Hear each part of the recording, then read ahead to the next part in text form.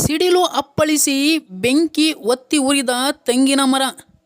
ಗದಗ ಜಿಲ್ಲೆಯ ಶಿರಹಟ್ಟಿ ತಾಲೂಕಿನ ಹರಿಪುರ ಗ್ರಾಮದಲ್ಲಿ ತೆಂಗಿನ ಮರಕ್ಕೆ ಸಿಡಿಲು ಅಪ್ಪಳಿಸಿ ಬೆಂಕಿ ಒತ್ತಿ ಉರಿದ ಘಟನೆ ಜರುಗಿದೆ.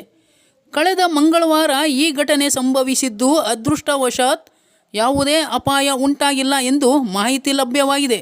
News bureau, Chandrashekar Somannavar.